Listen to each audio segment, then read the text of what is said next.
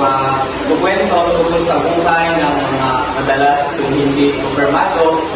Ang impormasyon, ito ay karaniwang may halong kalokohan, ay katotohanan o mga haka-haka o evento na nagiging dahilan ng paninirang tuwing. Bakit nga ba may chismisan dito?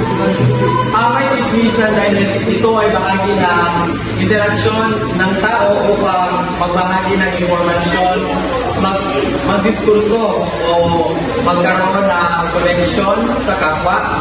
Ito rin ay maaaring nagmula sa inggit o intensyon, makapanira din ito na nagiging sanhi ng palaganap ng chismis.